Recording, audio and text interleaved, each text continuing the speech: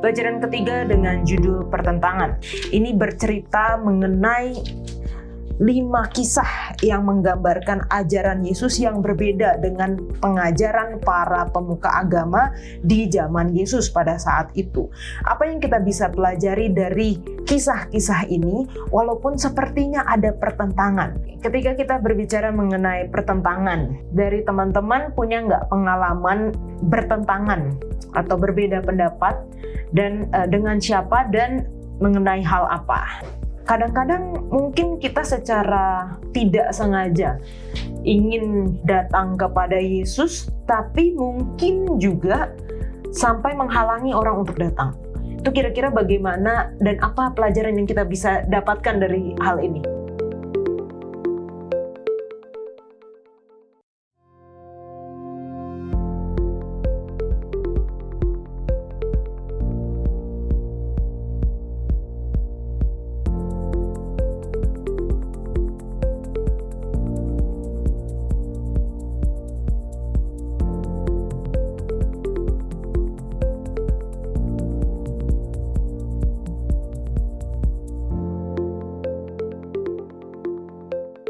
Shalom, selamat datang di Diskusi Sekolah Sahabat, diskusi pembelajaran Alkitab yang mendalam untuk menguatkan iman kepercayaan kita kepada Tuhan. Senang sekali bisa terus menemani pemirsa di dalam pembelajaran Sekolah Sahabat kita. Dan kita saat ini sudah berada di pertengahan tahun yang kedua atau semester 2 dari tahun 2024, di mana pada triwulan ini kita membahas mengenai kitab Markus. Dan terima kasih juga bagi teman-teman di studio yang sudah hadir untuk berdiskusi bersama. Tentunya kita senang juga untuk menyapa teman-teman yang telah menuliskan di kolom komentar YouTube channel Diskusi Sekolah Sahabat. Untuk yang pertama boleh minta JD untuk membacakan. Yang pertama ada dari Niko Tomeke. Amin.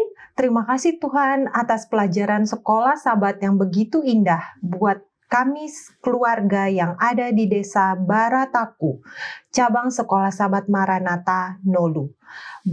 Saudara yang sudah tahu kebenaran, jangan coba kasih tinggal nanti menyesal. Tuhan Yesus memberkati. Amin. Amin. Yang kedua, ada Romi Yosep. Amin, puji Tuhan. Pelajaran Sekolah Sahabat hari ini membantu diskusi di gereja. Terima kasih Hope Channel. Salam dari Gereja Bethel Palu, Sulawesi Tengah. Yang terakhir, yang ketiga, Alexander Solipat. Terima kasih karena dapat bergabung dalam diskusi pelajaran Sekolah Sahabat ini. Amin. Dari Sabah, Malaysia. Amin, puji Tuhan. Gary? Ada juga dari Maria Batlayeri. Salam kenal dari Jayapura, Papua. Sangat membantu sekali pelajaran Sekolah Sahabat ini, sehingga saya boleh menjawab apa yang ditanyakan oleh sahabat saya dari dominasi lain. Amin. Yang berikutnya ada dari Emi Dasmasela. Shalom, terima kasih banyak atas pendalaman Alkitab melalui pelajaran Sekolah Sahabat yang begitu baik untuk menguatkan iman kepercayaan umat-umat Tuhan dimanapun kita berada. Terutama pribadi saya yang berasal dari jemaat MKCM Tobelo, Kabupaten Halmahera Utara, Provinsi Maluku Utara. Tuhan Yesus memberkati kita semua. Amin. Yang berikutnya ada dari Dwi Yuliati. Salam kenal, saya dari jemaat AB Pura, Papua. Amin, puji Tuhan. Thanks penjelasan pelajaran Sekolah Sahabat. Saya sangat terberkati. Amin. Amin. Baik, yang pertama dari Alvin R. Lumanraja. Shalom dari Loma Linda, USA. Kalau di Loma Linda ada yang namanya Bible Lab. Di sana dibahas secara mendalam pelajaran SS. Oke, mudah-mudahan program kita juga membantu ya. Yang kedua dari Sonjen Lomban. Saya sangat terberkati setiap kali mendiskusikan pelajaran Sekolah Sahabat. Tuhan Yesus memberkati. Berikutnya Andrew Talut. Shalom, senang mengikuti belajar SS. Sangat membantu bila berdiskusi di gereja nanti. Dari gereja SDA Tambulion, Kota Belut, Sabah. Dan terakhir dari Lan Mei. Puji Tuhan dengan adanya channel pembahasan SS. Walau saya sedang sakit di rumah saja dan sedang berjuang untuk sembuh, tapi tetap bisa mengikuti tanpa ketinggalan pembahasan SS. Terima kasih Hope Channel, Tuhan berkati selalu. Wah, semoga sembuh juga ya, Saudari Lan Mei. Amin, puji Tuhan. Kita senang sekali ya. Semakin banyak sepertinya teman-teman dari berbagai daerah yang mengikuti pelajaran sekolah sahabat kita, dan kita senang juga mendapatkan kesaksian dari teman-teman bagaimana pelajaran sekolah sahabat ini bisa membantu di dalam pembelajaran secara pribadi, keluarga, ataupun di dalam jemaat. Dan pelajaran kita, pelajaran yang ketiga adalah pertentangan. Ini bercerita mengenai 5 kisah yang menggambarkan ajaran Yesus yang berbeda dengan pengajaran para pemuka agama di zaman Yesus pada saat itu. Apa yang kita bisa pelajari dari kisah-kisah ini, walaupun sepertinya ada pertentangan? Kita akan ikuti setelah yang satu ini.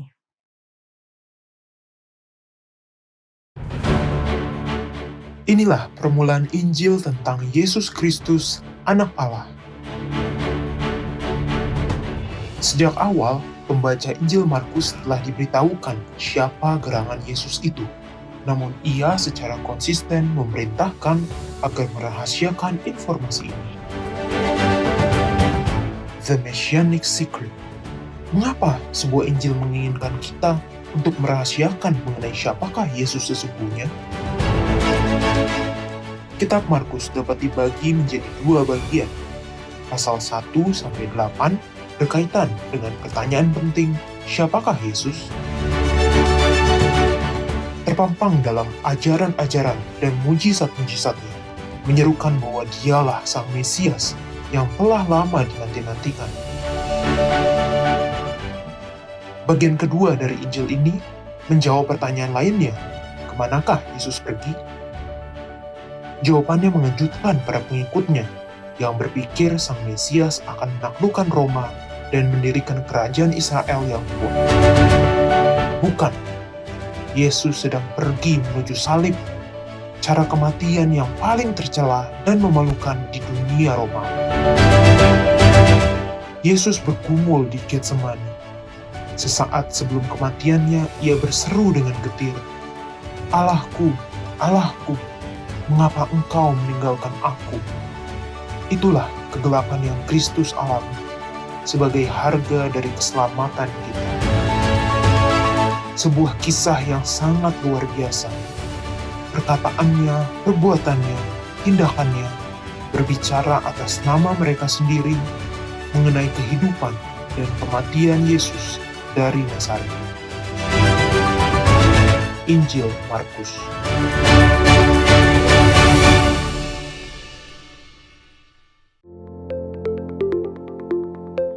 Pelajaran ketiga dengan judul pertentangan. Ayat hafalannya terdapat di dalam Markus 2 ayat 27 dan 28. Lalu kata Yesus kepada mereka, hari Sabat diadakan untuk manusia dan bukan manusia untuk hari Sabat. Jadi anak manusia adalah juga Tuhan atas hari Sabat. Kita akan memulai diskusi kita dengan berdoa dibawakan oleh Jedi. Kita sama-sama berdoa. Bapa di surga, terpujilah Engkau Tuhan, dari kekekalan sampai kepada kekekalan. Terima kasih untuk kasih Tuhan, di mana kami boleh berkumpul bersama-sama saat sekarang ini untuk berdiskusi sekolah Sabat. Ya Tuhan, kiranya Tuhan ada bersama-sama dengan kami memohon kiranya Roh Kudus Tuhan boleh Kau curahkan kepada masing-masing kami, sehingga ketika kami berdiskusi, kiranya itu boleh terjadi sesuai dengan kehendak Tuhan saja. Dan apa yang kami bicarakan, Tuhan yang tuntun, sehingga itu boleh menguatkan iman kami, begitu pula itu boleh menjadi berkat bagi yang mendengarkan juga, dimanapun mereka berada. Terima kasih banyak ya Tuhan, adalah bersama-sama dengan kami, di dalam nama Yesus kami berdoa. Amin. Amin. Terima kasih, Jadi. Oke, ketika kita berbicara mengenai pertentangan, tadi kan introduction dari pelajaran sekolah Sabat kita ada kisah yang menggambarkan ajaran Yesus yang berbeda dengan pengajaran para pemuka agama. Dari teman-teman punya nggak pengalaman bertentangan atau berbeda pendapat, dan dengan siapa dan mengenai hal apa? Dari Pendeta Wilson.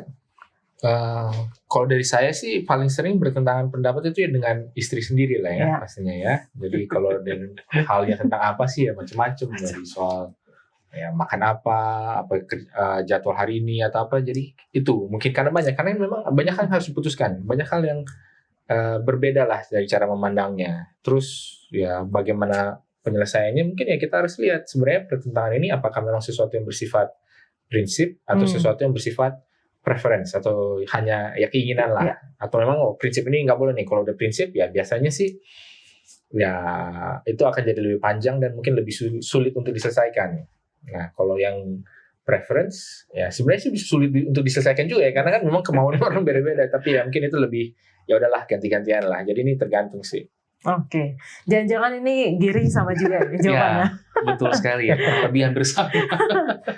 Jadi namanya pertentangan pasti kita sering mengalami, khususnya ketika saya waktu itu mau menikah dengan istri saya sadar sebenarnya gitu bahwa ada suatu perbedaan antara kebiasaan saya gitu kan dengan kebiasaan istri gitu ya.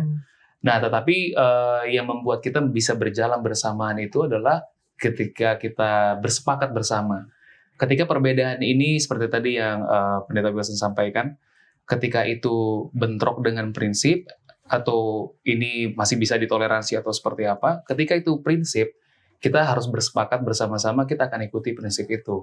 Gitu. Tapi ketika itu mungkin masih bisa ditoleransi, mungkin tidak kena dengan prinsip firman Tuhan atau kebenaran, ya kita pikir kita bisa cari solusinya sama-sama. Oke. Dari sisi JD. Sudah pasti lebih banyak menghabiskan waktu dengan seseorang itu. Kalau saya dengan suami saya ya pasti banyak pertentangannya dengan suami. Contoh kecilnya adalah kalau misalnya kami planning untuk liburan gitu kan. Saya tipikal orang yang kalau liburan itu saya udah tahu di sana mau ini jadi udah searching semuanya. Udah di apa namanya dilihat-lihat. Oh ini di sana kayak gini, kita akan ke sini, kemungkinan hari ini akan begini dan lain sebagainya. Tinggal di mana dan lain sebagainya. Saya lebih ke yang orang buat itinerary lah gitu ya. Nah, tapi suami saya tuh enggak. Dia orang yang ya udahlah nanti kalau udah sampai di sana lihat aja nanti di sana gimana. Nah itu kadang suka saya kesel sendiri. Tapi ya itulah. Tapi seiring berjalannya waktu kita sama-sama menyesuaikan lah. Mungkin ada masa di mana kalau pas lagi liburan, oke, sesuai dengan itinerary saya ya yang udah saya buat. Tapi nanti ada kalanya beberapa hari kemudian, ya udah kita lebih bebas go gitu with ya. the flow, lebih bebas santai gitu. Oke, wah ini menarik nih. Walaupun mungkin kalau yang kita bicarakan di pelajaran kita yang bukan masalah perbedaan pendapat atau seperti apa ya, karena kita akan melihat bahwa cerita-cerita ini sepertinya Yesus itu kayak trigger para pemuka agama ini mendobrak kebiasaan-kebiasaan yang mereka lakukan selama ini. Dan kita bisa lihat di kisah yang pertama itu adalah mengenai orang lumpuh disembuhkan. Ini cerita yang cukup populer di mana 4 teman membawa seorang temannya yang lumpuh untuk bertemu dengan Yesus di rumah yang padat sampai mereka nggak bisa masuk lewat pintu dan mereka harus naik ke atap, membuka atap dan menurunkan teman mereka yang lumpuh itu dari atas atap untuk bisa disembuhkan oleh Yesus.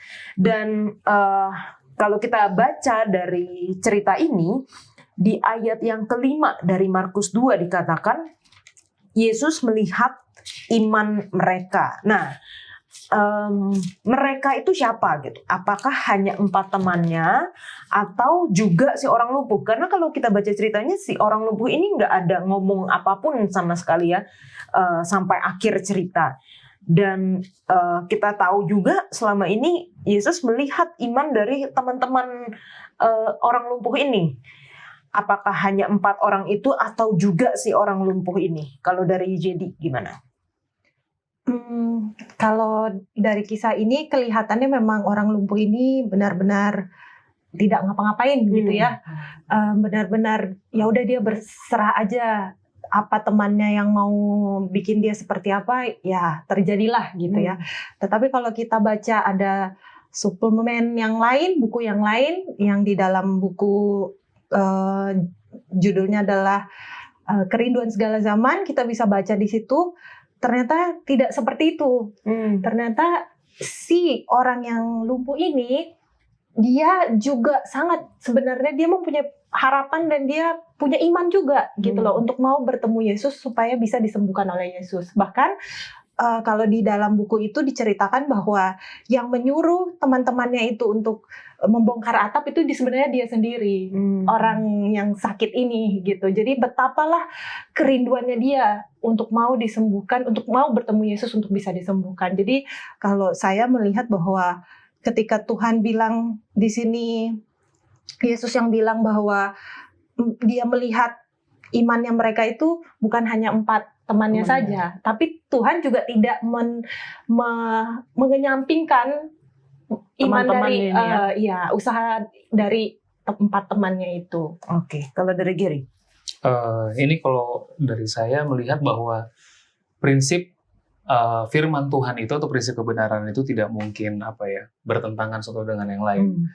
Jadi saya setuju juga dengan apa yang disampaikan JD tadi. Dikatakan bahwa iman mereka ini adalah termasuk juga dengan ya orang yang lumpuh itu. Kenapa? Karena bayangkan, saya juga membayangkan kalau misalnya saya menjadi orang yang lumpuh itu gitu ya. Saya dibawa ke atas atap, bayangkan gitu ya. Saya dibawa ke atas atap, terus saya tiba-tiba diturunkan, terus di situ banyak orang. Mungkin kalau saya tidak punya harapan yang kuat seperti tadi jadi sampaikan kepada Yesus atau iman yang cukup kuat kepada Yesus, mungkin saya akan berontak, saya merasa malu gitu. Ngapain kamu yang bawa saya ke sini gitu kan? Mungkin saya cari tempat yang lain lah gitu kan. Tapi ini membentuk, kalau kita lihat, ini adalah bentuk bagaimana si orang lumpuh pun ini juga tetap percaya kepada Yesus ya, untuk dia dapat disembuhkan. Karena ada satu pengalaman kami, jadi ada satu orang tua dari teman kami, ketika dia punya sakit yang mungkin sudah cukup parah, ketika itu kita coba bawa bagaimana kalau misalnya kita rawat dengan secara natural, begitu ya. Karena kalau mungkin beberapa dia konsumsi obat yang terlalu berlebihan atau continue, mungkin akan merusak ginjalnya, kurang lebih seperti itu. Nah, tetapi yang terjadi adalah karena dia tidak beriman terhadap apa yang mungkin akan diberikan treatment nanti, ya akhirnya itu sulit untuk dia bisa jadi cepat pulih gitu. Nah, kalau kita lihat kan cerita dari sini, orang lumpuh ini pulih. Ya artinya dia betul-betul beriman kepada siapa? Kepada Yesus gitu. Nah, kenapa aku bilang tadi firman Tuhan kebenaran itu tidak bertabrakan, harus berjalan lurus gitu ya. Karena kalau dilihat dari ayat 5, dikatakan, apa Yesus katakan? Dia bilang, "Hai anakku, dosamu sudah diampuni." Tidak mungkin orang yang berdosa diampuni sama Yesus kalau dia nggak percaya Yesus itu bisa mengampuni dosa kita. Kalau kita lihat di dalam Amsal 28 ayat 13 dikatakan, "Siapa menyembunyikan pelanggarannya tidak akan beruntung, tetapi siapa yang mengakuinya dan meninggalkannya akan disayangi." Amin, amin. Oke, dan salah satu popular lesson dari cerita ini adalah your circle matters gitu ya. Jadi bagaimana ketika kita punya circle teman-teman yang membawa kita kepada Yesus, maka kita akan bertemu dengan Yesus gitu. Tetapi pertanyaannya mungkin ke Pendeta Wilson, apakah circle kita bisa menyelamatkan kita? Apakah orang lain bisa menyelamatkan kita? Ya tergantung dalam konteks apa. Ini kan sebenarnya bukan konteks keselamatan. Ini sebenarnya konteksnya lebih 2-3 langkah sebelum keselamatan, yaitu kan pengampunan dosa dan kesembuhan secara fisik. Ya kalau kesembuhan secara fisik lah orang percaya nggak percaya. Tadi kan kalau mungkin cerita oke lah, kalau yang bentuk suatu perawatan ya oke lah. Tapi kalau orang percaya, saya nggak percaya sama dokter, terus dioperasi, apakah artinya dia tidak akan sembuh? Kan bisa juga. Jadi memang ada tahap-tahap tertentu di mana memang kita memang punya kuasa atau punya kesanggupan untuk melakukan perubahan terhadap seseorang, terlepas daripada orang itu mau atau tidak. Ya, kalau mungkin untuk kesembuhan ya masih oke lah. Bahkan tadi sudah disinggung oleh Gary, sekalipun untuk pengampunan dosa pun juga sebenarnya masih ada sesuatu yang bisa dilakukan. Dalam arti kita mungkin kalau hanya baca di Alkitab saja kita nggak tahu nih sebenarnya orang dalam mindset yang seperti apa. Apakah dia sudah menyesal dosa atau tidak. Tapi dengan dibawanya dia kepada hadapan Yesus, Yesus datang terus langsung nggak diminta sama orang itu, pokoknya dosanya sudah diampuni. Hanya oleh apa? Hanya oleh datang kepada Yesus. Nah, jadi itu kadang-kadang kita perlu cermati juga. Apa sih iman itu? Apa sih penyesalan itu? Apa sih pertobatan itu? Sebenarnya secara sederhana, semua hal itu, iman, pertobatan, itu adalah bagaimana kita datang kepada Yesus. Dan dalam hal ini, terlepas daripada dia dibawa, meronta-rontakah, tidakkah, dengan sadarkah, dengan maukah, tapi faktanya adalah dia sudah ada di hadapan Yesus. Nah, mungkin nanti ini bisa disambungkan dengan dosa melawan Roh Kudus, tapi itu mungkin pembahasan berikutnya. Tapi paling tidak dalam hal itu, dalam pengampunan dosa, dalam kesembuhan, iya. Nah, kalau dalam soal keselamatan, ya ini mungkin yang agak disitulah baru kita bisa perlu berhenti sejenak. Tetapi sama seperti pertanyaan, ya ini kalau nyambung ke kisah yang masih sambungannya adalah, mana yang lebih mudah? Untuk mengatakan sesuatu terjadi secara lahiriah, atau untuk mengatakan sesuatu terjadi secara batiniah. Jadi kan seolah-olah kan, ya kalau kita katakan sesuatu yang batiniah, ya udah kita seolah-olah lepas dari tanggung jawab itu benar terjadi atau enggak, karena nggak ada yang bisa melihat. Tapi kan supaya kamu tahu bahwa anak manusia sanggup melakukan hal-hal yang ada di dalam, hal-hal yang di luarnya juga harus kelihatan. Mungkin seperti itu. Oke, dan ini menjawab pertanyaan pertentangan yang pertama ya, kenapa Tuhan Yesus mengatakan dosamu sudah diampuni, karena itu yang ada di dalam hati orang-orang di sana pada saat itu. Bahkan nggak diucapkan ya, tapi di dalam hati ketika mereka kayak bertanya-tanya atau mungkin mengutuk, kenapa dia katakan dosamu sudah diampuni? Siapa yang bisa mengampuni dosa selain Allah? Jadi itu adalah pertentangan yang pertama. Ini cerita dari pertentangan yang pertama. Nah, selanjutnya adalah tadi kita sudah tahu juga ceritanya bahwa rumah itu dipenuhi oleh orang-orang yang ingin bertemu dengan Yesus, sampai-sampai orang yang lumpuh ini nggak bisa masuk melalui pintu. Kadang-kadang mungkin kita secara tidak sengaja ingin datang kepada Yesus, tapi mungkin juga sampai menghalangi orang untuk datang. Itu kira-kira bagaimana dan apa pelajaran yang kita bisa dapatkan dari hal ini, Jadi? Kalau aku bisa kita bisa kita baca di dalam Yakobus 3 ayat 16. Mari kita lihat sama-sama. Yakobus 3 ayat yang ke-16.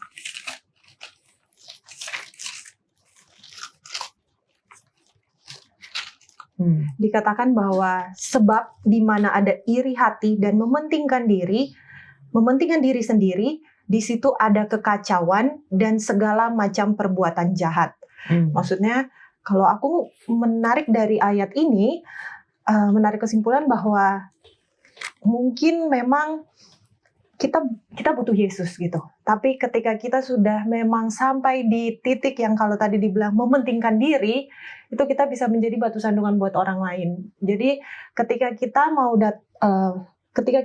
butuh Yesus, ketika kita mau datang pada Yesus, kiranya kita bisa minta Tuhan untuk, Tuhan tolong jauhkan saya dari yaitu isi hati yang sebenarnya, yaitu iri hati dan mementingkan diri, sehingga ketika Tuhan tuntun, bisa saja kan pada saat itu Yesus tinggal ngomong, ada orang yang mau lewat loh, Pinggir gitu kan. Tapi mungkin pada saat itu beda lagi. Kenapa orang mungkin mereka juga, kalaupun Yesus ngomong begitu juga mungkin mereka nggak mau dengar gitu kan. Pada saat yang orang-orang, karena yang pada berkumpul di situ adalah mereka sebagian besar mungkin adalah pengen cuma mau saya mau ingin si Yesusnya aja nih, gitu, mau cari-cari kesalahan Yesusnya aja gitu kan. Jadi ya itu, kalau aku melihatnya akarnya adalah di mana ada iri hati dan mementingkan diri sendiri, pasti itu akan ada dibilang disitulah ada kekacauan dan macam-macam perbuatan jahat, yaitu juga mungkin menjadi batu sandungan buat orang lain, menghalangi orang lain datang pada Yesus. Kalau aku mungkin melihat dari sisi yang lain, di mana ketika kita ditanya penghalang gitu ya, dan terus bagaimana supaya kita tidak menjadi penghalang itu bagi yang lain, mungkin seringkali ini orang-orang yang datang berkumpul di tempat itu kan sebenarnya ada orang yang kenal Yesus kan, gitu, dan dia tahu bagaimana track recordnya Yesus ini gitu. Nah, di lain sisi faktanya yang terjadi di dalam kehidupan kita sehari-hari ini adalah, bahkan mungkin kadang-kadang aku juga terjebak gitu ya. Dikatakan bahwa ketika kita mengenal sesuatu hal yang baru, terus kita menjadikan itu menjadi standar untuk orang lain, kadang-kadang orang lain juga kan merasa saya belum siap untuk itu gitu loh. Dan kenapa saya katakan seperti ini? Karena masing-masing orang ini punya proses mereka masing-masing begitu. Jadi yang terjadi, yang saya alami adalah seringkali kenapa saya juga kalau saya melihat orang lain, karena begini, orang lain memaksa saya gitu ya dengan kebenarannya sendiri, seolah-olah mereka dibilang, oh saya sudah kenal Tuhan nih gitu. Jadi prosesnya mereka harus jadi proses saya. Dan ketika proses saya itu tidak sama dengan proses mereka, dan mereka akan menutup seolah-olah ya, tadi kan seolah menutup jalan saya untuk datang sama Yesus. Jadi saya pikir, berarti ikut Yesus harus begitu ya. Ya sudahlah kalau gitu, mendingan saya cari Yesus yang lain. Seperti itu gitu ya. Jadi penghalang yang bagi saya ini adalah ketika kita mengenal Tuhan, mengenal kebenaran, seharusnya kita akan lebih legowo kalau orang membiarkan orang lain untuk lebih memiliki prosesnya sendiri sama Tuhan. Gitu. Ya kalau saya melihatnya sih, kadang-kadang halangan itu kan bisa secara intensional, bisa secara tidak sadar, bisa juga dalam arti baik, bisa juga dalam arti buruk. Maksudnya begini, kadang-kadang halangan itu kan karena keterbatasan ruang, makanya orang berbondong-bondong, keterbatasan waktu, makanya harus mengantri apa segala macam. Kalau kita hanya melihat dari Yesusnya ini hanya dalam konteks manusia, ya tentu ruangnya terbatas, waktunya terbatas, sumber dayanya terbatas. Jadi kadang-kadang ya, bahkan ketika saya datang kepada Yesus pun itu mau nggak mau itu akan menghalangi orang. Kenapa? Karena spotnya, waktunya, slotnya akhirnya jadi dipakai saya. Itu kalau kita hanya melihat Yesus sebagai fisik. Dan pada saat itu memang itulah kejadiannya. Cuma kan kita juga harus memperluas pemikiran kita bahwa ya, kalau kita berpikir bahwa Allah itu tidak dibatasi ruang dan waktu, berarti penghalang ini jadi ya, kalau kita merasa ada orang lain yang menghalangi kita, itu bisa lebih bisa lebih dihilangkan perasaan, saya sebenarnya mau datang kepada Yesus tapi saya dihalangi. Waktunya nggak cukup, orang lain sudah duluan dari saya, waktu Yesus sepertinya tidak cukup, sumber daya Yesus Allah itu sepertinya kurang. Kalau dari itu ya itu bisa dihilangkan. Cuma ada memang yang jadi penghalang, yang benar penghalang. Di dalam kisah yang lain, di dalam Markus 10 ada kisah mengenai Bartimeus yang buta kan. Dia mau datang kepada Yesus, berteriak-teriak, Yesus anak-anak kasihlah aku, tapi apa kata orang-orang? Diam kamu, duduk dulu, jangan datang. Itu barulah sesuatu yang memang menghalangi ya secara aktif, dan memang secara bukan karena kita sama-sama sedang mencari Yesus. Nah kalau yang kayak gitu mungkin itu hal yang berbeda ya. Cuma kalau saya sih melihatnya, saya tidak akan terlalu keras terhadap orang-orang yang mengurumi Yesus, karena semua mau. Semua mau mendekat, semua mau mendengar, semua mau mengetahui, semua mau mendapatkan sesuatu. Tapi, walaupun dengan motif yang berbeda. Ya walaupun dengan motif yang berbeda ya. Cuma yang perlu kita, kalau dalam hal itu, konteksnya itu ya kita merasa, udahlah nggak apa-apa. Saya tidak perlu lihat langsung. Ya ini memang imannya harus agak dibesarkan sedikit. Saya tidak perlu melihat langsung, saya tidak perlu mendengar langsung, tapi saya tahu Tuhan ada dan Tuhan mendengar. Jadi penghalang yang seolah-olah ada itu bisa kita lebih inikan. Seperti itu. Oke, nah ini dari satu cerita aja kita bisa banyak banget dapetin pelajaran ya. Dan jangan kemana-mana teman-teman, karena kita akan lanjutkan dengan cerita yang berikut.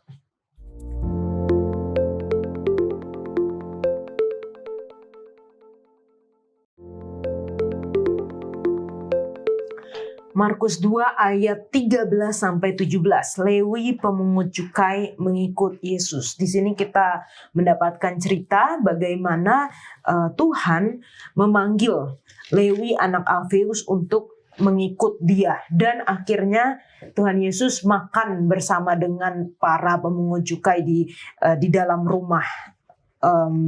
Dan banyak orang yang bertanya-tanya. Bahkan di sini di ayat 16 dikatakan pada waktu ahli-ahli Taurat dari golongan Farisi melihat bahwa ia makan dengan pemungut cukai dan orang berdosa itu, berkatalah mereka kepada murid-muridnya, mengapa ia makan bersama-sama dengan pemungut cukai dan orang berdosa. Kita tahu jawaban Yesus, tapi kita mau mungkin bertanya-tanya nih untuk pelajaran praktikalnya. Apakah dari cerita ini artinya kita juga bisa berteman, berkawan dengan orang-orang yang kita tahu memang melakukan hal-hal yang nggak baik? Kalau dari pendapat JD gimana?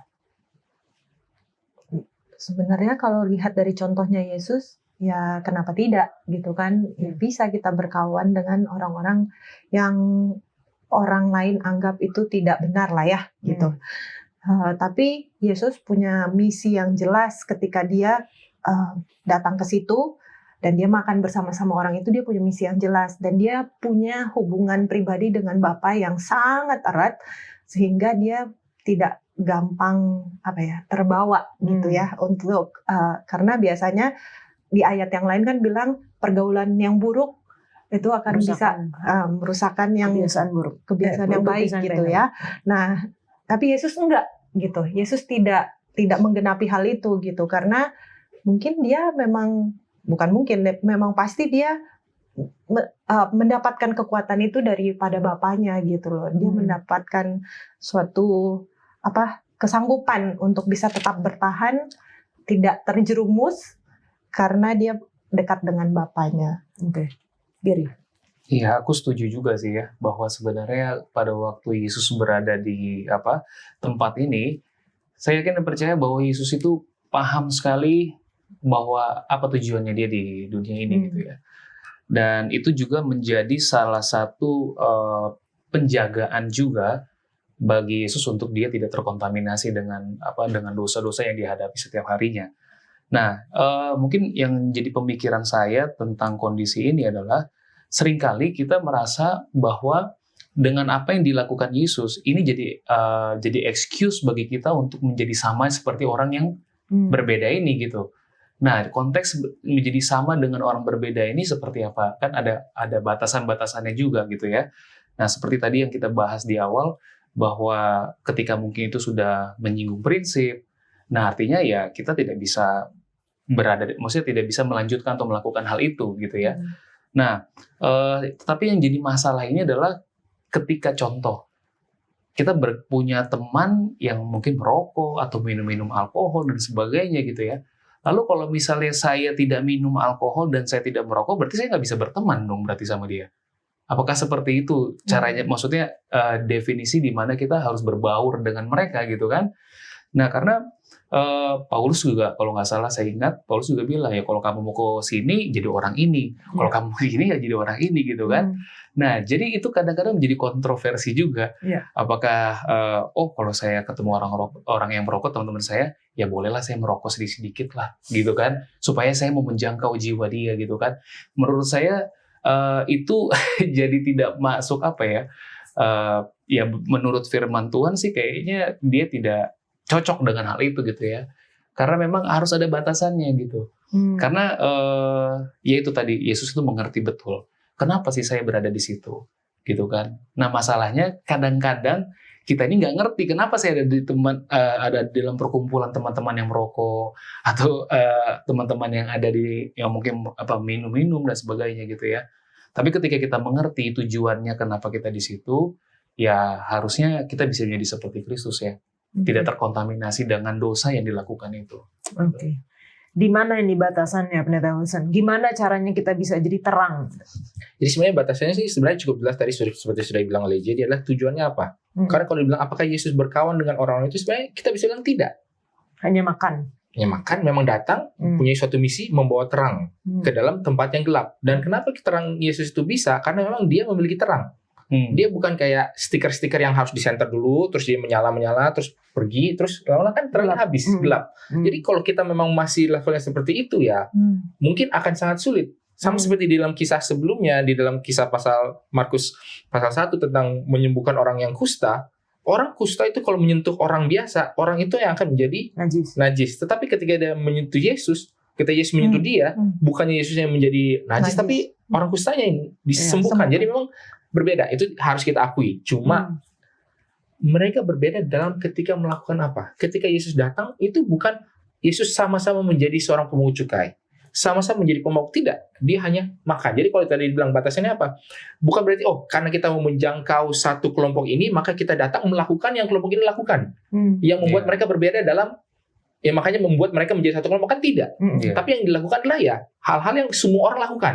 Betul. Makan, minum. Jadi kalau kita memang datang tujuannya dua, untuk melakukan misi, lakukan yang memang hal-hal yang orang umum itu lakukan semua. Jadi karena kalau saya mau menjangkau, masukkanlah semua kelompok yang kita punya stigma terhadapnya. Apakah kita datang, kita harus datang menyesuaikan seleranya, musiknya, pakaiannya, makanannya, pembicaranya? Kan tidak juga. Ya datang karena memang saya melakukan hal-hal yang semua orang lakukan. Makan, minum, ngobrol. Atau berbicara lah, bersekutu, itu iya. Tapi kalau kita harus mengubah karena saya supaya bisa masuk, itu sebenarnya batasnya sih di sana. Kan Yesus tidak mengubah apa-apa. Mungkin seperti itu. Oke, thank you, Pastor. Nah, kita harus lanjut lagi nih, karena ceritanya cukup banyak ya dalam pelajaran kita kali ini.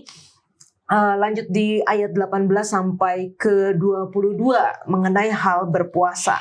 Mengapa di zaman itu murid-murid Yohanes dan murid-murid Farisi, orang-orang Farisi itu berpuasa, dan pelajaran kita di hari Senin bahkan mengatakan ini adalah pusat kisah dari 5 kisah yang berurusan dengan kontroversi. Kenapa cerita ini dimasukkan di dalam tengah-tengah dari cerita-cerita yang bertentangan ini? Jadi, kalau aku lihatnya, jadi definisi dari berpuasa nih pertanyaannya ya. Kalau aku lihat perbedaannya adalah kenapa murid-murid Yohanes dan murid-murid Farisi pada saat itu berpuasa. Kenapa gitu? Karena pada saat itu kalau aku lihat baca lagi, itu murid-murid Yohanes itu sedang berduka lah tanda kutipnya, karena pemimpinnya mereka Yohanes sedang ada, kalau di cerita sebelumnya dimasukkan ke penjara. Lalu ada lagi murid-murid orang Farisinya, kenapa mereka berpuasa? Karena kalau kita pelajari lebih jauh, memang tradisinya mereka itu semakin kayak puasa itu adalah suatu hal yang sangat baik dilakukan dan kayak tingkatannya tuh tinggi gitu loh. Gitu. Jadi kayak kalau bahkan ada di beberapa tulisan dikatakan bahwa ada loh orang-orang yang menganggap suci dirinya ini sampai berpuasa sampai seminggu tuh 2 kali gitu. Jadi kayak mereka tuh lebih ke mungkin peribadatan secara lahiriah gitu ya. Jadi kalau untuk mau menunjukkan bahwa saya ini adalah orang yang suci, ya berpuasalah gitu loh. Tapi kok kenapa murid-muridnya Yesus malah nggak berpuasa gitu kan? Ya karena ya sudah dijawab Yesus sendiri, kalau misalnya bahwa ada dia di situ, untuk apa lagi untuk apa lagi murid-muridnya itu bersusah hati? Karena kan tadi puasa itu salah satu ketika mereka sedang bersusah hati, mereka sedang berduka atau dan lain sebagainya, menunjukkan bahwa mereka berduka, itu mereka berpuasa gitu kan, kayak si muridnya Yohanes.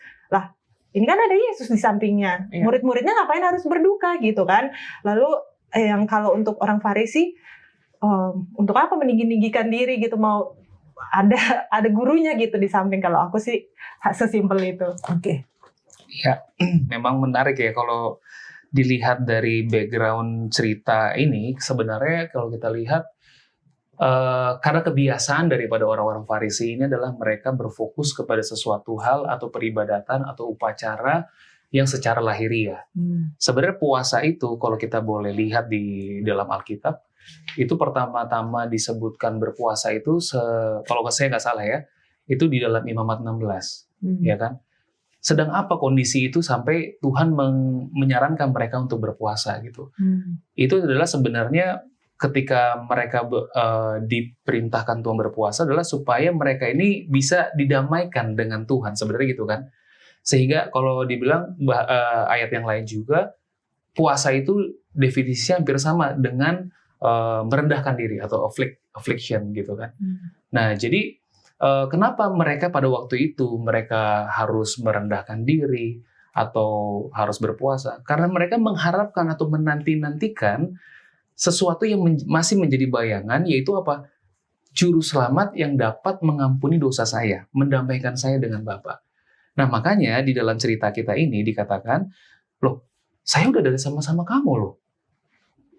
Buat apa lagi kamu misalnya berpuasa kan? Gitu. Karena apa yang kalian nanti-nantikan atau apa yang kalian lakukan secara lahiriah itu buktinya ada sekarang sama kamu. Gitu. Makanya di dalam cerita ini dikatakan puasa itu sama dengan orang yang berduka kan, kehilangan orang yang kamu kasih gitu. Nah, jadi menurut aku kenapa kondisi terjadi karena Yesus sebenarnya mau menegur juga lah mungkin orang Farisi ini ya. Hei, kamu jangan terlalu fokus dengan hal-hal yang lahiriah ini gitu loh. Sampai-sampai akhirnya kamu lupa kan sama saya, sebenarnya itu yang kamu itu yang kamu harapkan, tapi kamu nggak terima, justru kamu tolak saya, kata Yesus gitu. Jadi itu mungkin menurut aku. Oke. Kenapa cerita berpuasa ini menjadi pusat gitu dari 5 kontroversi? Jadi mungkin menambahkan sedikit saja, sebenarnya itu kenapa adalah penting, karena kan banyak hal yang kita lakukan sebelum dan sesudah. Tapi ketika hal itu terjadi, ketika suatu tadi, apakah pertandingan, apakah lagi meeting, apakah lagi harus performnya, kan hal-hal yang kita lakukan sebelum dan sesudah kan tidak kita lakukan, karena memang kita sedang fokus kepada apa yang sedang terjadi itu lah. Mungkin konteks seperti itu. Nah, kalau kenapa ini ditaruh di tengah-tengah, karena memang ini kan seperti sedang mengerucut sebenarnya Yesus ini siapa sih? Apa sih yang dia lakukan? Nah, dari tentang bagaimana dia menyembuhkan orang lumpuh, apakah dia Allah, apakah dia sanggup menyembuhkan, lalu kemudian apakah dia bisa menjadi najis kalau bergabung dengan orang lain, dan cerita sebelumnya apa yang harus dia lakukan di hari Sabat, lalu bagaimana apa yang harus berbuat baik atau enggak, semuanya kan mengerucut kepada sebenarnya Yesus itu siapa. Dan pada saat ini di dalam kisah soal berpuasa ini baru Yesus mengatakan, hey, jangan salah, karena saya ini adalah juru selamat yang memang orang ini nanti-nantikan, makanya akan ada perbedaan. Makanya yang dalam konsep kalian, di dalam kerangka berpikir kalian harusnya begini-begini, nggak akan kena ke saya. Karena memang Yesus inilah yang memang adalah menjadi pengharapan, menjadi penggenapan daripada segala macam perlambangannya. Itu berbeda dong. Penggenapan dengan perlambangan, apa yang dilakukan kepada penggenapan dan apa yang dilakukan selama perlambangan kan berbeda. Itu dari maksudnya sebelum dan sesudahnya. Itu seperti itu. Nah, thank you penjelasannya Pendeta Wilson. Kita harus lanjut ke kisah selanjutnya ya, mengenai murid-murid memetik gandum pada hari Sabat dan bagaimana Yesus menjawab dengan cerita dari Daud dan orang-orangnya yang memakan roti sajian yang kudus. Apa yang bisa kita pelajari? Jadi, yang kita bisa pelajari adalah bahwa kalau saya simpel sih ngambil pelajarannya, bahwa kadang orang terlalu berfokus pada hal yang mereka anggap penting, padahal sebenarnya nggak penting. Kalau Yesus tahu gitu loh, yang penting adalah jiwa manusianya ini gitu yang penting. Nah, yang lainnya ini sebenarnya untuk menopang si manusia ini gitu kan, hal-hal lainnya gitu. Nah, kenapa Yesus pada hari Sabat itu nggak mempermasalahkan, ya karena memang Yesus tahu bahwa yang misinya dia datang ke dunia adalah mau menyelamatkan jiwanya manusia-manusia ini gitu loh. Sedangkan kalau sekarang tanpa manusia, kira-kira hari Sabat ada maknanya nggak? Gitu. Oke. Jadi sebenarnya apa yang terjadi pada Daud dan orang-orangnya itu tertulis di dalam 1 Samuel 21 ayat 1-6, tapi kita akan ikuti setelah yang satu ini.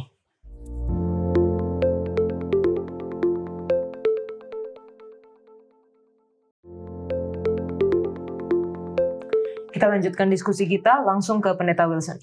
Baik, kalau tadi dibandingkan mengenai apa yang Daud lakukan di dalam 1 Samuel 21, itu adalah kisahnya mengenai bagaimana ketika Daud itu sedang melarikan diri dari Saul kan, dan mereka membutuhkan makanan. bukan ransum. Dan ketika datang kepada Abiatar di sana, nggak ada apa-apa, cuma ada 12 roti. Jadi kan kalau di dalam bait suci yang asli kan selalu dibakar 12 roti melawan Israel. Nah, mungkin di sinagog-sinagog atau di kuil-kuil lain yang bukan kuil Yerusalem juga dilakukan hal yang sama lah. Tetap ada perabot-perabot walaupun itu hanya replika dan tanda kutip. Jadi ada.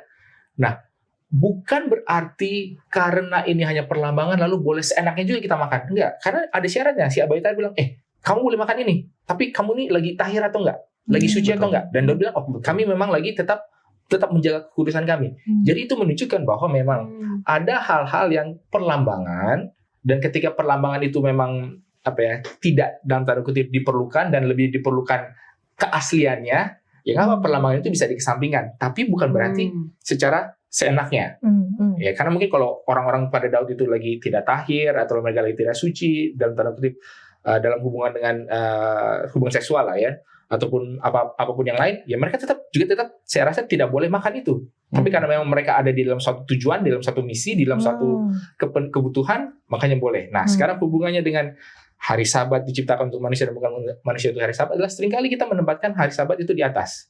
Soalnya Sabat ini harus kita bersihkan, kita sucikan. Kita lupa bahwa Sabat itu memiliki tujuan. Apa tujuan hari Sabat? Itu mengingatkan manusia bahwa ada pencipta. Ya. Jadi memang gunanya apa? Ya, Sabat itu harus berguna untuk manusia. Tapi pada saat yang sama, di dalam ayatnya juga kelanjutannya adalah apa? Dan anak manusia juga ada Tuhan atas hari Sabat. Jadi bukan berarti hari Sabat ini ya udah seenaknya saja. Kan untuk manusia. Jadi hari Sabat ini ya saya lagi capek, saya tiduran. Saya lagi butuh ini, saya lakukan di hari Sabat. Jangan lupa, tetap ada Tuhan atas hari Sabat. Jadi ini menjaga ya. Maksudnya bukan berarti diberikan kebebasan yang seluas-luasnya karena memang hari Sabat untuk manusia, suka-suka kita. Tidak. Jangan lupa. Betul, hari Sabat itu diciptakan untuk manusia, harus berguna, tetapi tetap ada Tuhan atas hari Sabat yang mengawasi atau yang punya otoritas atau yang punya klaim terhadap hari Sabat ini. Jadi bukan manusia yang punya klaim.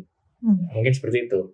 Iya, dan kita harus ingat bahwa di dalam ibadah kita itu bukan kita yang dipuaskan gitu ya. Ada Tuhan yang harus kita menjadi pusat dari penyembahan kita.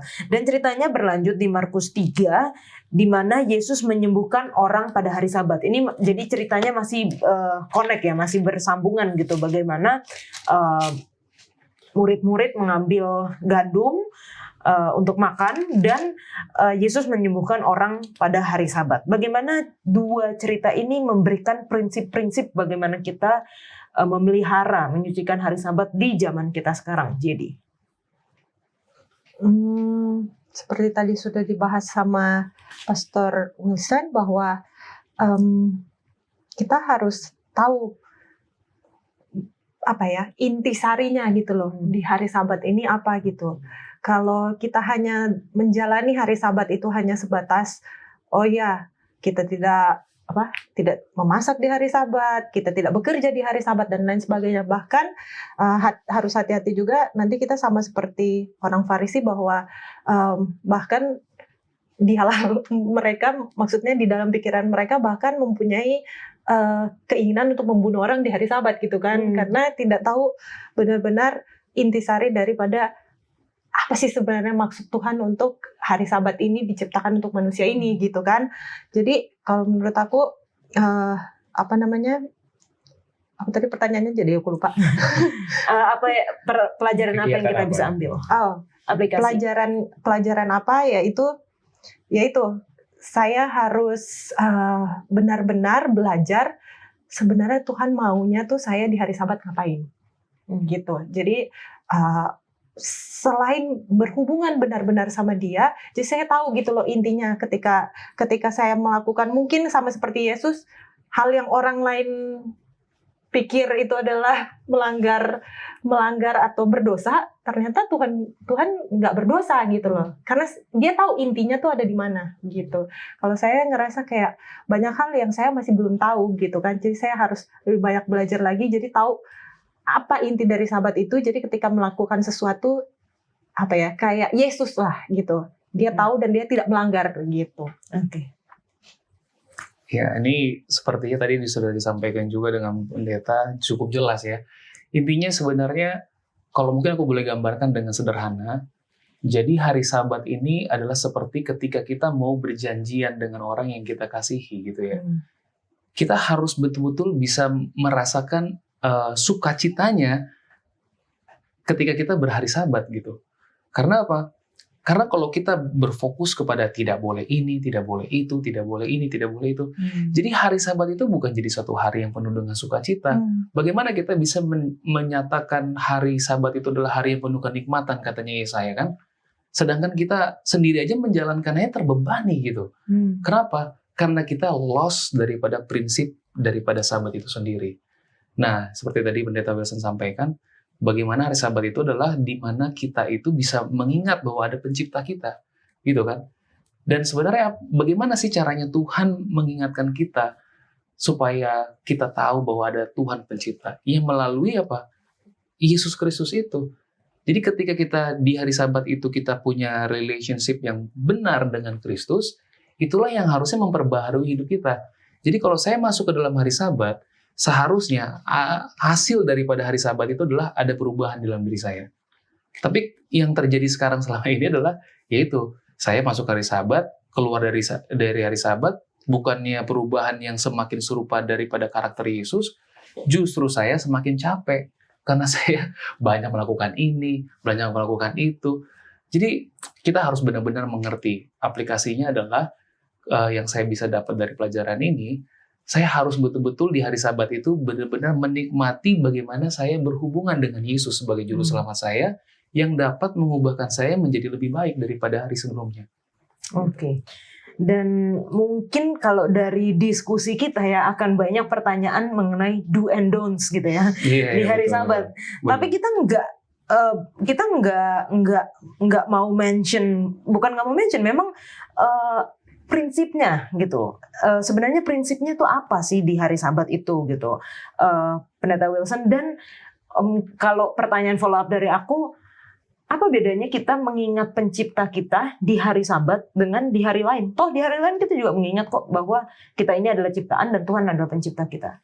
Oke, jadi pertama-tama mungkin kita harus tahu juga sebenarnya arti kata diperbolehkan ini apa. Kalau paling tidak dalam penggunaan aslinya ya, itu dalam arti tetap berarti ada sesuatu yang tidak boleh. Jadi bukan berarti hari ini ya sudah bebas ngapain semua boleh, enggak. Pertanyaannya adalah mana yang diperbolehkan, gitu kan? Apa sih sebenarnya yang lawful? Apa sih sebenarnya yang authorized? Yang kita punya otorisasi untuk lakukan di hari Sabat? Karena ingat di dalam pelajaran sebelumnya hari Sabat ini memiliki suatu tujuan. Iya. Ya kan, bagi manusia. Jadi memang ketika ada tujuan, mungkin juga ada hal-hal yang sebenarnya bisa kita lakukan, hal baik apa segala, tapi kalau memang tidak masuk ke dalam tujuan hari Sabat, ya mungkin hal-hal lain itu ya berarti ya udah nanti dulu, tunggu dulu, jangan dulu. Jadi kalau memang kita agak mau masuk sedikit kepada do's and don'ts, sebenarnya bukannya kita udah lemparkan keluar semua do's and don'ts itu boleh nggak boleh, itu udah nggak ada urusan semuanya boleh asal halnya, enggak juga, tetap ada. Cuma yang seperti apa? Sebenarnya itu yang lebih penting. Makanya tadi kalau Yola bilang prinsipnya apa? Yang jelas yang paling jelas prinsipnya adalah berbuat baik itu boleh. Cuma pertanyaannya adalah berbuat baik kan boleh kapan aja. Berbuat baik yang seperti apa? Kalau memang perbuatan baik ini bisa kamu lakukan di hari lain, kenapa kamu paksakan hanya untuk hari ini? Oh, kan kita boleh berbuat baik, makanya saya berbuat baik ini. Tapi di hari lain karena kamu malas aja melakukannya. Kan jadi maksudnya dalam arti begini, ilustrasi mengenai si lembu yang nyangkut ini adalah, ya udah kan hari lain bisa menyelamatkan lembu, lo nggak bisa. Memang kejadiannya pas hari itu. Gitu loh. Jadi kita juga nggak bisa bilang, oh berbuat baik kan boleh hari apa aja. Oh makanya kita hari ini saya akan ngepel rumah. Karena itu kan berbuat, lah enggak. Masalahnya ngepel rumah atau apa bisa di hari lain. Kamu bisa mengunjungi. Nah ini kalau ngomong pelawatan mungkin oke lah, ada ininya lah, mungkin ada abu-abu. Kalau hari lain nggak bisa melawat, contohnya kan karena kan kerja, ya berarti melawat hari Sabat boleh. Tapi kalau ada hal-hal lain, perbuatan-perbuatan baik yang kamu mau katakan, oh perbuatan baik di hari Sabat itu boleh, maka saya akan fokus ke sini. Padahal sebenarnya perbuatan ini bisa dilakukan di waktu-waktu yang lain. Sebenarnya itu juga adalah tidak sesuai dengan prinsip ini. Karena bagi Yesus ketika dia melihat orang itu, hey, orang ini sedang membutuhkan saya sekarang, dan kebetulan saya adanya sekarang. Apakah saya tunda besok aja? Kemarin orang itu juga menderita, tapi memang kemarin saya belum ada karena apapun alasannya, saya belum datang kepada orang itu. Tapi karena saya melihat itu sekarang dan saya pulang rencana, ya makanya saya sembuhkan di hari ini. Masa saya tunda? Padahal saya bisa lakukan itu sekarang. Jadi dalam konteks itu iya boleh melakukan perbuatan baik. Seperti itu. Oke, thank you Pendeta untuk penjelasannya. Oh, ini luar biasa. Kayaknya terlalu banyak yang kita perlu pelajari dan Memang diskusikan ya. Markus seperti itu. Jadi Markus itu memang sangat padat, Iya, banyak betul. isinya gitu. Betul. Dia benar-benar tek gitu ya, Iya. langsung cerita ini. Dan ini kita masuk di dalam, kalau bahasa Indonesianya kisah selang-seling. Ini saya cukup bingung ya ketika membaca pertama kali. Tapi pas lihat bahasa Inggrisnya, ternyata ini sandwich ya. Jadi kayak roti, ada atas dan bawah, lalu ada isinya. Ini langsung aja ke pendeta, ini sebenarnya apa sih sandwich story ini? Jadi sebenarnya kalau sandwich story, jadi ini adalah kisah di mana kisah di dalam kisah lah intinya. Nah, ada kisah luarnya yang memang kisah besarnya, lalu kemudian ketika kisah itu terjadi, ada sesuatu mungkin subplot lah, subtema atau apa yang memang ada di dalam kisah itu. Mungkin yang lebih terkenal adalah kisah mengenai anak daripada Yairus, ya kan? Jadi Yesusnya awalnya datang, anak Yairus minta disembuhkan, datanglah Yesus, pergilah. Tapi ketika di dalam kisah itu perjalanan cerita itu ada wanita yang pendarahan dengan segala permasalahannya, lalu kemudian disembuhkan oleh Yesus, lalu kisah wanita itu selesai, baru berlanjut kepada kisah Yairus tadi yang akhirnya datang ke rumah itu dan disembuhkan. Jadi itulah maksud daripada sandwich story. Nah sekarang kalau ditanya apa sih tujuan daripada sandwich story ini, ya kadang-kadang adalah untuk memberikan rasa tersendiri. Jadi kita tahu rasa roti itu kan, sandwich itu, atau mungkin roti isi lah. Kalau sandwich orang Indonesia kurang kenal, mungkin roti isi coklat lah contohnya kan. Roti luarnya ada, tapi di dalamnya kan ada isinya yang memberikan cita rasa yang membuat roti ini lebih bermakna. Nah kayak contohnya di dalam kisah roti isi ini mengenai yang ada di dalam Markus pasal 3 mengenai hubungan Yesus. Jadi kan Yesus ini kan sementara sedang melakukan sesuatu, lalu kemudian keluarganya datang, ya kan, mau ketemu. Belum selesai kisah itu, lalu kemudian Yesus bilang mengenai dengan kuasa manakah orang-orang saya bisa menyembuhkan, mengusir setan. Ya kan? Kalau rumahnya itu sendiri nggak bersatu, bagaimana mungkin dia bisa bertahan? Nah, padahal ini dalam konteks keluarga. Nah, jadi kan kita jadi lebih memahami, ini ada keluarga Yesus yang merasa mereka keluarga secara fisik karena mungkin lahir di keluarganya Yesus juga, dan kemudian mereka tidak setuju dengan Yesus, kemudian mereka mempertanyakan. Jadi bagaimana gitu loh? Bagaimana mungkin keluarga ini bisa maju di dalam pelayanan mereka kalau mereka aja itu nggak bersatu? Nah, di dalam isinya lagi kan ya Yesus kan dituduh mengusir setan atas kuasa setan. Bagaimana mungkin setan itu nggak bekerja sama? Sedangkan ketidakmampuan setan untuk bekerja sama, padahal kan mereka kan setan ya, wajar kalau mereka nggak bersama, nggak bekerja sama. Tapi menurut Yesus itu hal yang tidak wajar. Sedangkan bagi Yesus, setan tidak bekerja sama aja itu tidak wajar, apalagi bagi keluarga. Bila mana keluarga itu tidak satu visi, tidak satu misi, tidak saling mengerti, itu lebih tidak wajar lagi gitu kan? Karena kan ya kalau manusia mungkin tidak sejahat setan gitulah. Mungkin itu juga salah satu maksud kenapa ada sandwich story di dalam kisah ini, dan tentunya itu menyambung dengan yang pertentangan sebelumnya kan, ya, pertentangan antara siapa Yesus terhadap apa obligasi kewajiban Yesus terhadap keluarga dan apa tujuan misi Yesus yang harus dikerjakan. Nah, ada konflik di situ juga. Ya mungkin ya ini memang warna Markus ini sangat ini sih sangat ya sangat dalam lah dan pekat kental. Ke Gary dulu nih. Tadi kita udah tahu kayak sandwich story-nya ya secara umum gitu. Tapi pelajaran apa sih yang kita bisa dapatkan dari pengalaman Yesus seakan tidak mengakui gitu keluarganya? Ya, jadi sebenarnya kalau yang saya lihat di sini dari cerita dari Markus ini ya, sebenarnya bukan dia tidak mengakui, maksudnya artinya ada sesuatu yang tidak berjalan sesuai dengan apa yang sementara dikerjakan. Bahkan Yesus juga mengatakan di beberapa ayat, ketika saya datang juga, saya memisahkan, bukannya menggabungkan kan, tetapi memisahkan gitu ya. Tapi artinya ketika satu keluarga berjalan bersamaan sesuai dengan prinsip dan tujuan yang memang sudah diberikan, nah itu memang akan berguna dan berfungsi dengan sangat baik gitu ya. Tapi ketika contoh misalnya anak lah, ketika anak sementara melakukan tugas dan tanggung jawab yang diberikan oleh Tuhan, lalu mungkin kakak beradiknya atau orang tuanya tidak setuju, nah mungkin itu yang dimaksudkan di mana seolah-olah Yesus itu tidak mengakui keluarganya, kurang lebih seperti itu. Pendeta Wilson, sekaligus kesimpulan dari pelajaran kita. Oke, jadi kalau satu hal yang juga kita perlu address adalah apa sih dosa melawan Roh Kudus? Karena itu kan dibahas kan. Iya. Dan sebenarnya ya ini juga mencakup, mungkin sebagai kesimpulan bagus juga. Jadi sebenarnya kan ada pertanyaan tentang otoritas. Ada pertanyaan tentang siapakah Yesus itu. Ada pertanyaan tentang apa sih misi Yesus itu. Sehingga keluarganya bilang dia orang gila, tapi Yesus merasa, enggak, saya bukan gila, saya punya tujuan. Dan kalau memang kalian nggak setuju dengan saya, ya biarlah orang-orang yang sevisi dengan saya, itulah mereka keluarga saya. Jadi memang ada hal-hal ini.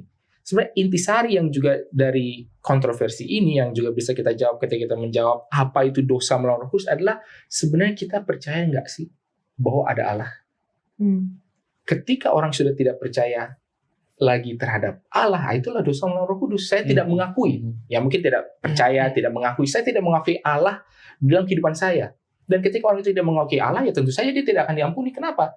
Tidak mengakui artinya tidak akan minta ampun, tidak akan hidup sejalannya. Jadi itu sangat berbeda dengan orang yang berdosa terus-menerus, tetapi terus-menerus minta ampun. Beda loh. Jadi jangan salah. Dosa yang tidak bisa diampuni itu bukanlah dosa yang diulang-ulangi. Beda. Tetapi dosa yang tidak bisa diampuni adalah dosa yang tidak dimintai ampun. Karena apa? Saya memang menolak otoritas Allah. Jadi jangan salah. Jangan pikir, kalau saya hari ini berdosa, berbohong, minta ampun. Besok berbohong, minta ampun. Besoknya lagi berbohong, minta ampun. artinya itu dosa yang tidak bisa diampuni. Bukan itu. Selama kita masih meminta ampun, selama kita masih khawatir kita melakukan dosa yang bisa tidak diampuni, artinya apa? Roh Kudus masih berbicara kepada kita. Kita masih mengakui ada otoritas di atas kita. Nah, inilah menjadi kontroversi. Jadi sehingga itu bukan dosa yang tidak bisa diampuni. Nah, mungkin sebagai penutupnya ya memang penting untuk mengetahui apa sih sebenarnya, siapa sih Yesus itu. Jadi di pelajaran awal, di pelajaran 1 kan kita sudah bahas. Markus ini kan adalah pertanyaan, siapa Yesus itu? Di dalam Markus 1-8. Lalu kemudian setelah itu baru Yesus ini mau kemana? Yaitu ke salib. Dan memang ini kita masih di dalam Markus 3 pasal 2 dan 3 ini masih di awal. Ini siapa sih Yesus? Apa sih yang bisa dilakukan? Kenapa dia begini? Nah, memang ini masih pembahasan itu. Jadi ya, itulah kira-kira kesimpulan di dalam pertentangan ini. Oke, terima kasih Pendeta Wilson dan juga JD dan Gary sudah berdiskusi bersama. Walaupun saya yakin banyak sekali pelajaran-pelajaran yang kita bisa dapatkan ya dari pelajaran kita mengenai pertentangan ini. Tapi teman-teman kalau misalnya masih memiliki pertanyaan, silahkan tinggalkan di kolom komentar YouTube channel Diskusi Sekolah Sahabat dan kita akan membahasnya.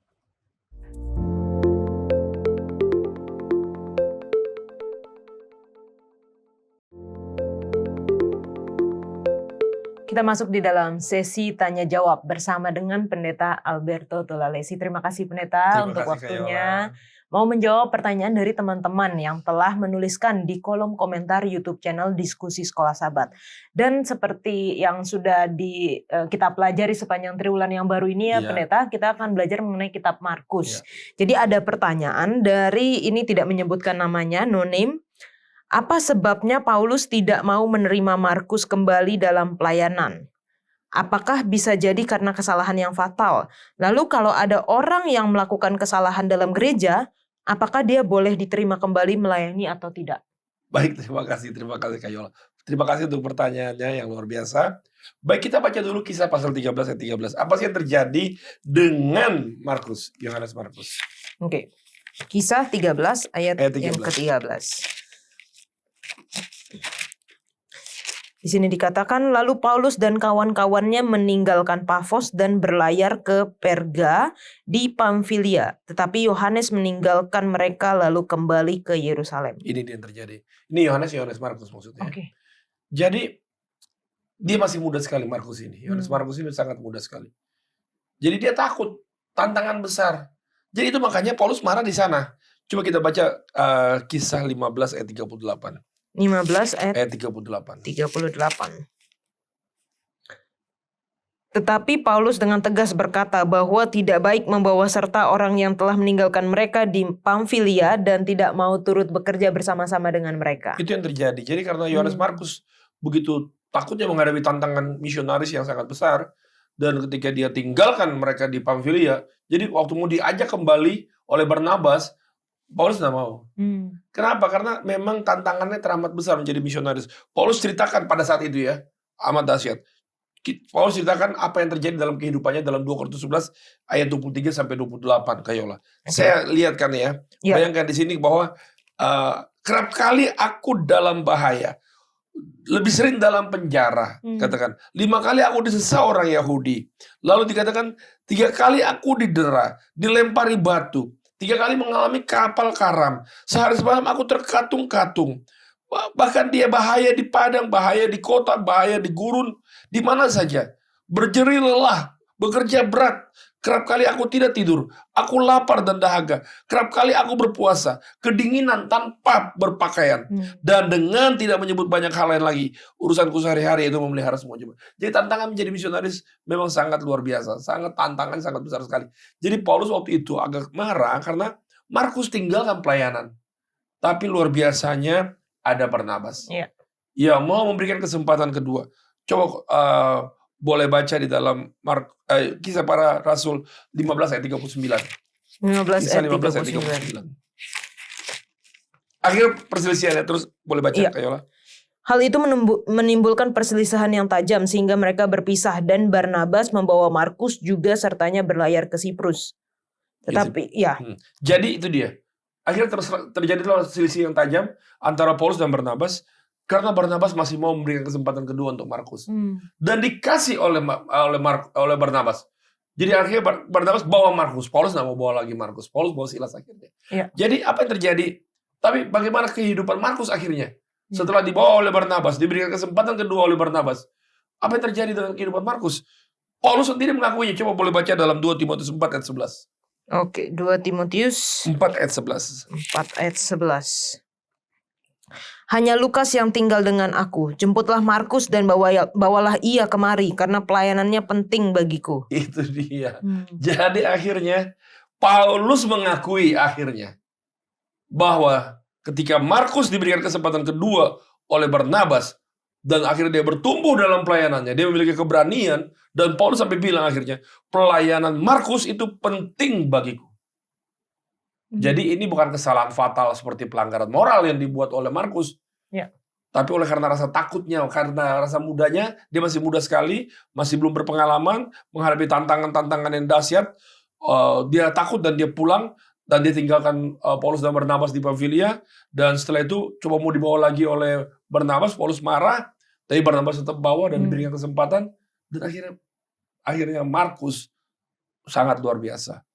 Dia penting bagi Paulus, dan lebih luar biasa.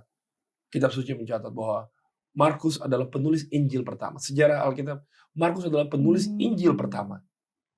Dia secara kronologikal, Markuslah Injil pertama. Orang yang diubahkan.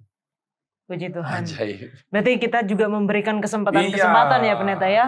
Iya. Karena tidak ada orang yang lepas dari kesalahan. Betul. Oke, baik Pendeta, kita akan masuk di pertanyaan yang kedua dari Joan Ita. Pendeta, beberapa tahun lalu saya ingat ada orang-orang muda yang tergerak meninggalkan pekerjaan dan hidup mereka saat itu untuk bergabung dalam pelayanan. Tetapi mereka dicap nggak benar, terlalu ekstrim. Sedangkan Petrus, Andreas, Yakobus, Yohanes saja melakukan hal yang sama begitu Yesus panggil, langsung pergi meninggalkan keluarga, pekerjaan, dan semuanya mengikut Yesus. Lalu sebenarnya seperti apa panggilan Tuhan itu sekarang dan seperti apa kita harus meresponnya? Baik, terima kasih Kak Yola. Terima kasih untuk pertanyaan Joan Ita ya. Pertanyaan yang sangat bagus sekali. Apa respons kita? Coba Markus 16 ayat 15 sampai 16 dulu. Ini perintah Tuhan ya. Saya ambil dari kitab Markus saja karena kita lagi membahas kitab Markus. 16 ayat 15 sampai 16. Lalu ia berkata kepada mereka, pergilah ke seluruh dunia, beritakanlah Injil kepada segala makhluk. Siapa yang percaya dan dibaptis akan diselamatkan, tetapi siapa yang tidak percaya akan dihukum. Jadi pergi ke seluruh dunia beritakan Injil bagi segala makhluk. Nah, seluruh dunianya yang mana? Mari kita baca dalam Kisah 1 ayat 8. Oke. Kisah 1 ayat 8. Tetapi kamu akan menerima kuasa kalau Roh Kudus turun ke atas kamu, dan kamu akan menjadi saksiku di Yerusalem dan di seluruh Yudea dan Samaria dan sampai ke ujung bumi. Itu dia Kak Yola. Jadi Yesus katakan mulai jadi saksi di mana? Di Yerusalem. Yerusalem dalam konteks di lingkungan sekitar kita lah. Lingkungan sekitar kita, di mana kita bergaul, di mana kita bisa saling mempengaruhi dan berinteraksi satu dengan yang lain. Ya Yudea berarti lingkungan lapis keduanya, ya kan? Dikatakan oleh Yesus. Jadi mulai dari Yerusalem, itu keluarga kita, lalu Yudea, orang-orang di sekitar kita, lalu akhirnya Samaria, lebih menyeberang lagi dan sampai ke ujung bumi. Memang ada orang yang diutus sampai ke ujung bumi, artinya jauh dari mereka.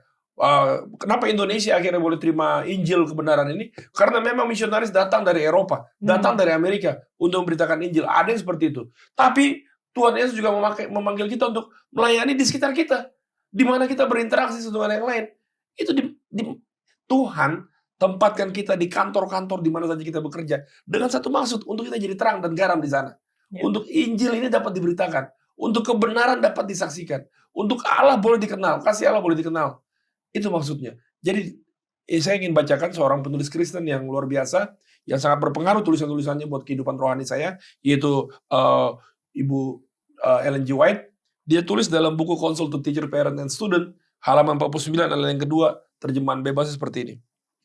Tujuan kita seharusnya adalah memperoleh pengetahuan dan kebijaksanaan agar kita dapat menjadi orang Kristen yang lebih baik dan bersiap untuk mendapatkan manfaat yang lebih besar, memberikan pelayanan yang lebih setia kepada pencipta kita, dan melalui teladan serta pengaruh kita juga dapat memimpin orang lain untuk memuliakan Allah.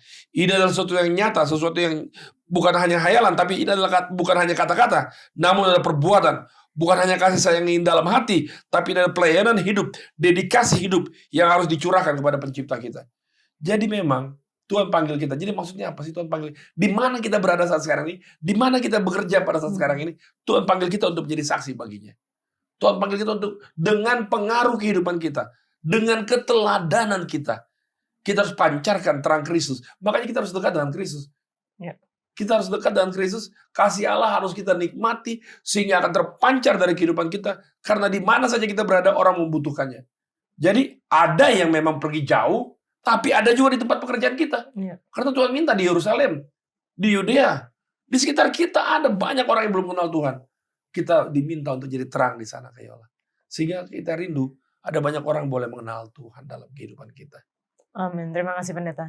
Kalau yang dalam pemahaman saya ada panggilan secara umum dan ada panggilan secara khusus ya Pendeta ya. Jadi kayak contohnya pendeta menjadi pendeta itu adalah panggilan secara khusus. Jadi kayak Allah, semua kehidupan kita dipanggilan. Panggilan. Iya, apapun profesi kita sekarang adalah panggilan.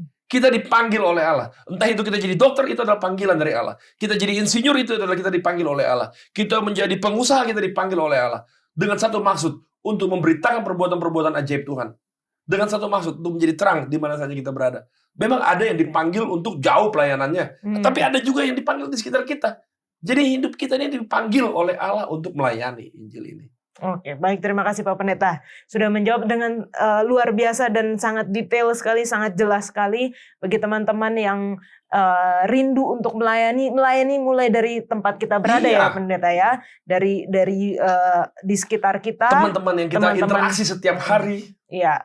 Dari keluarga dan orang-orang yang kita bertemu dengan setiap hari, itulah yang menjadi tujuan kita, tujuan Tuhan menempatkan kita di sana untuk memberitakan Injil kepada mereka. Baik, kita akan kembali ke studio.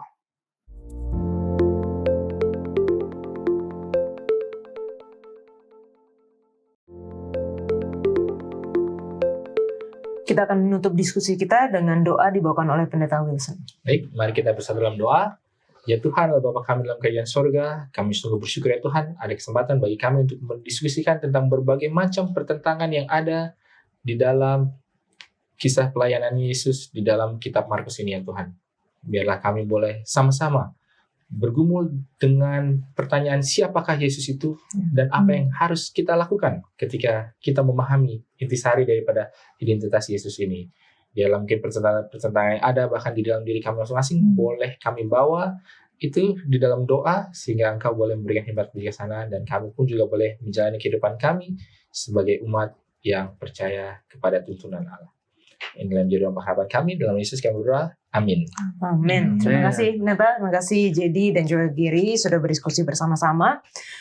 Mari kita datang kepada Yesus, mari kita akui Dia sebagai pencipta kita, sebagai juru selamat kita, sebagai pribadi yang dapat menyembuhkan kita, sebagai pribadi yang rindu untuk menyembuhkan dan menjangkau jiwa-jiwa, sebagai pribadi Tuhan atas hari Sabat. Kita akan bertemu di episode selanjutnya. Tuhan Yesus memberkati.